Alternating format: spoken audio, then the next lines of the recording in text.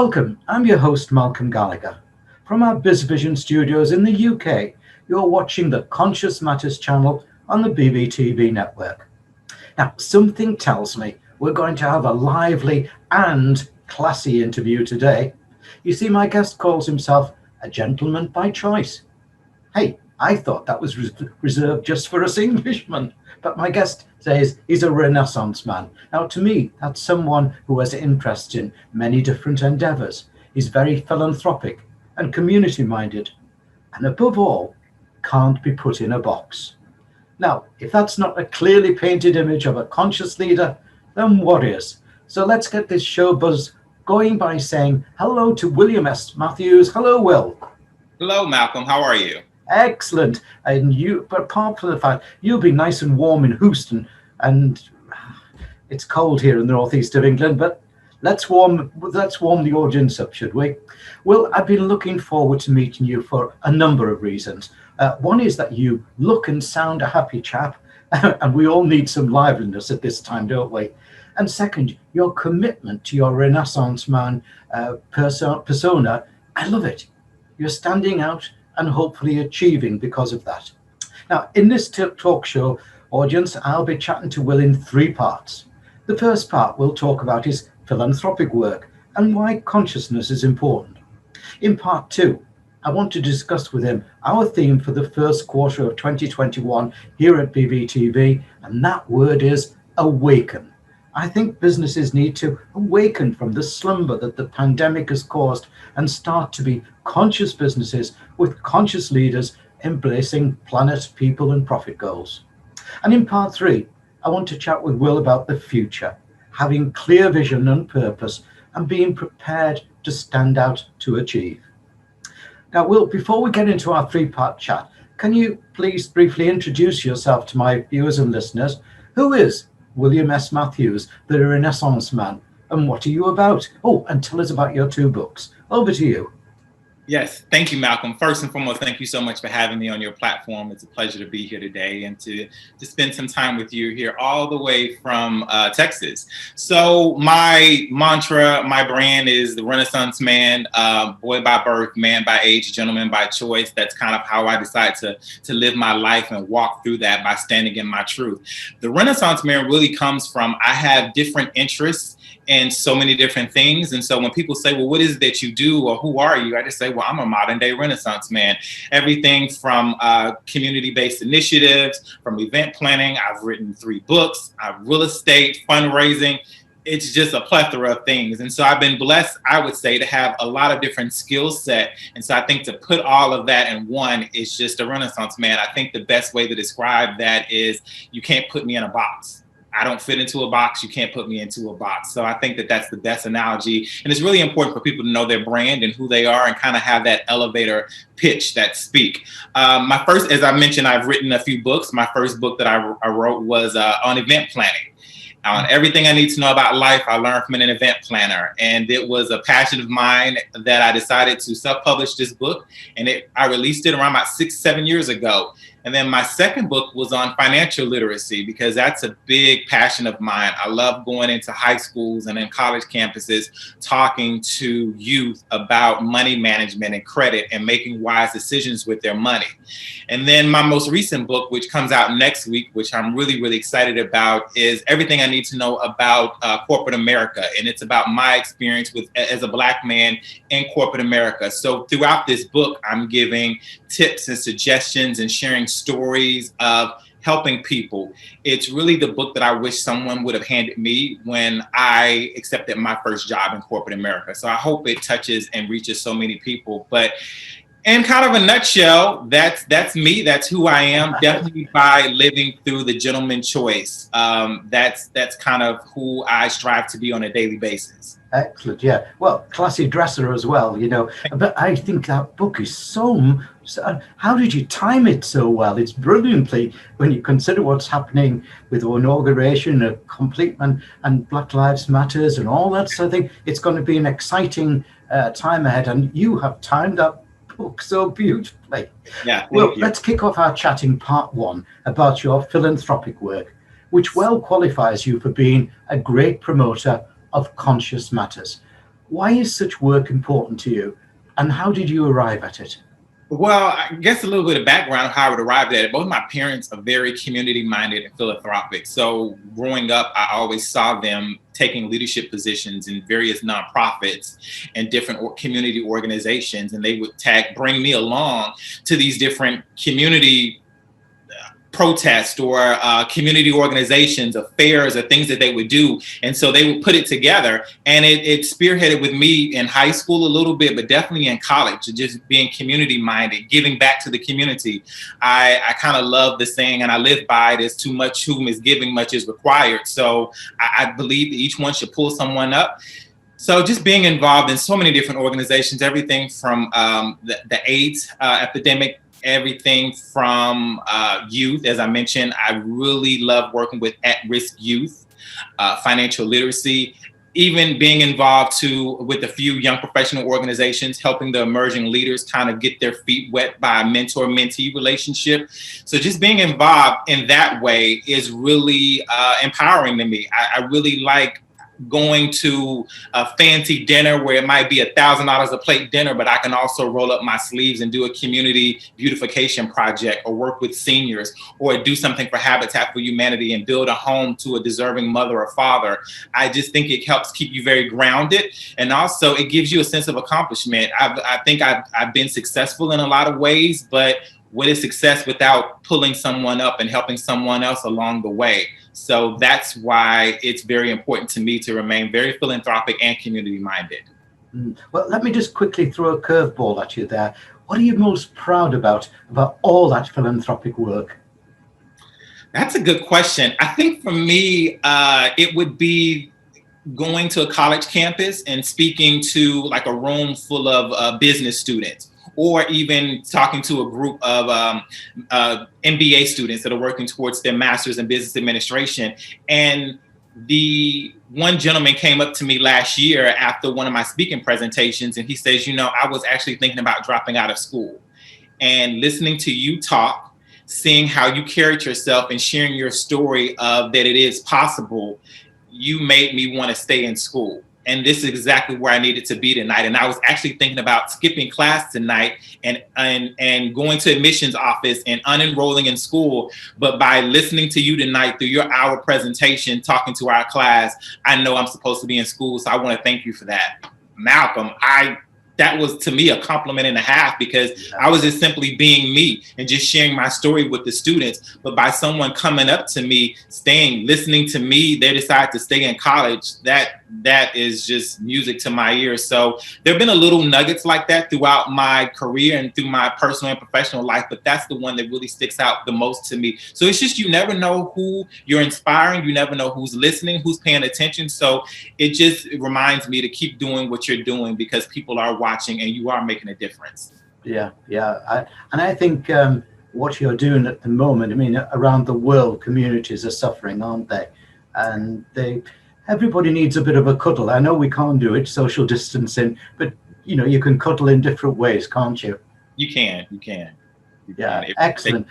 May I congratulate you on that, and what an achievement. I'd have been walking away on air listening to that one there. Okay, let me move to part 2. But just before we do that, I'd like to remind viewers and listeners of Will's website URL, which is, and you can see it on the screen behind me for viewers, William S. Matthews. And remember, Matthews is spelled with a double T. So WilliamSMatthews.com. So you've got that written down, listeners and viewers. Do pop along and have a look. I need some great pictures of Renaissance Man on the site as well. You've got to see them. Well, it's time for part 2. Now, as I said in the introduction, our theme for the first quarter of 2021 here at BVTV is the word awaken. I think businesses need to awaken from the slumber of the pandemic and other issues that's caused them to, nod off. They need to start to be conscious businesses with conscious leaders, embracing planet, people, and profit goals. And that includes diversity and inclusion. Where's your thinking on all of this, and how should they awaken?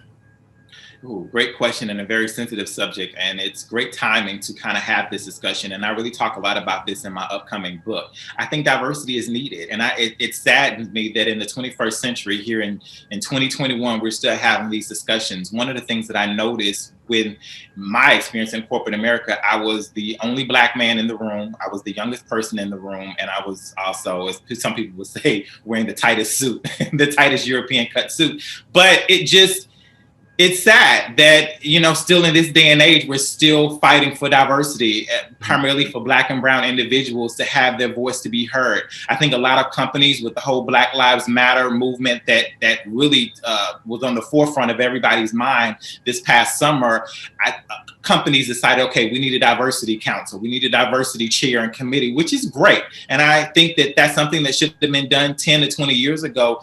But Malcolm, I can tell you that I don't feel that anything will change unless the leadership changes. So you need diversity on these board of director seats. You need diversity in the C-suite level. So you need the executive office to look like what the modern world is looking like. Until that happens, having a diversity committee, that's not going to mean anything, because I think at the end of the day, that's just showing face. That's just showing your shareholders in the community, well, we're doing our part. We have a diversity committee.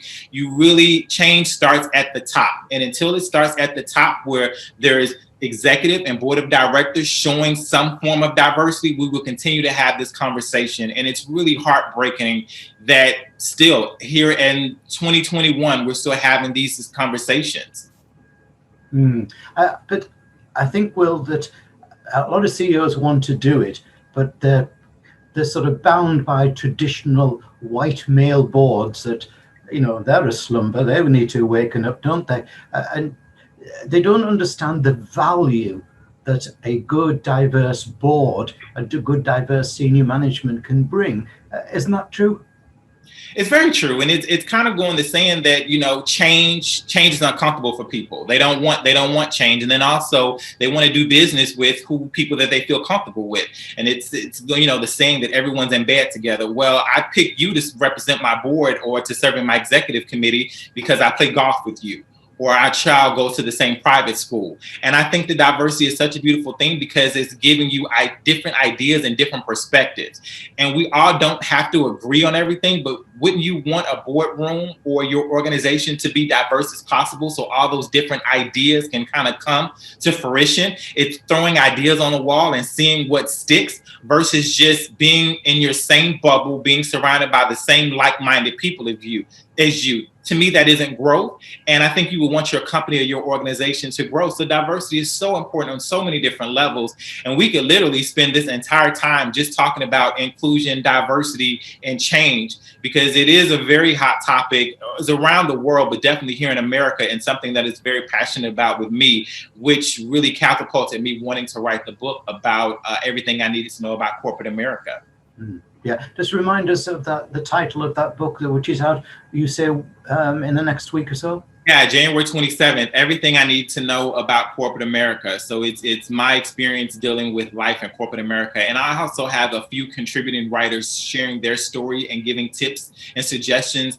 Everything. We talk about race relations, but also how to dress for an interview or what you should have in your closet for a very conservative job. So it's a great book and an easy read, and it's available on most platforms, but definitely Amazon, where the most go-to people find books. Everything I need to know about corporate America. So thank you. Everything I need to know about corporate America. And I'll just remind people again, before we move on to our final part, about your URL, your website, which is williamsmatthews.com. And remember, Matthews has got 2 T's in the middle. williamsmatthews.com. Okay, Will, time for part 3, the future. Now, you may say you're a Renaissance man, which is in the past, but you certainly seem to me like someone who is very much in the present and have a clear vision and purpose and being and prepared to stand out to achieve. Tell us your thoughts about the future and how business leaders should be thinking, especially about being conscious leaders. Malcolm, I'm very fortunate and looking forward to the future. I'm optimistic. I'm just an optimistic person in general. I always look at the glass as half full. So I'm hopeful that we are on the right track for some change in the world. As you know, here in America, we're getting ready to have our, inauguration of a new leadership taking in place in almost 24 hours. So that gives me a sense of hope. And I'm also hoping that corporations and organizations see the importance of emerging leaders, the future generation coming up. I mean, diversity is one aspect of it, but you also have to give the young people a seat at the table and let their voice be heard. I think that the new generation, despite how we feel about them in all negative aspects, I am very hopeful for them that they are change makers, and that gives me a sense of hope. So I am optimistic that things will change. I think it's on a slow cook. You got to slow cook it. You can't microwave it. It's going to have to be something that's in the oven that we're going to have to just take our time with. But I think the important thing is having the conversations like you and I are having this morning, and just having these uncomfortable conversations. I think that that's the first foundation to the change happening in the world. Yeah. So are you also suggesting there that, leaders should have conversations within their businesses, like open forums amongst the staff to talk about the whole conscious agenda?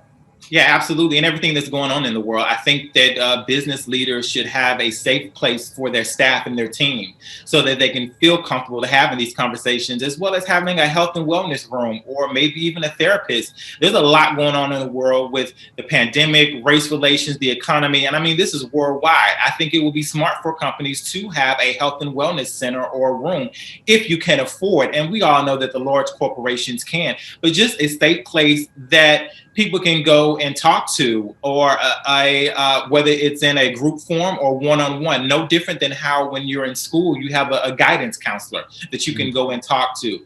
I think that adults, we try to put on a brave face and we try to, grin and bear it, but so many people are hurting. So I think that the corporations do need to find a safe place for their staff and their team members to go to, because they are spending so much time more at work, whether virtually or in the office, than you do at home with your own family. So I think that that is a great way to kind of move forward in the right direction.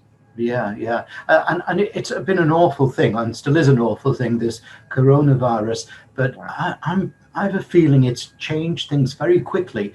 As somebody said, we've moved forward 9 years in just 9 months. And people are starting to understand the value of people, and we're starting to see around the world that climate change is impacting, so planet and that. So do you feel excited that change is happening?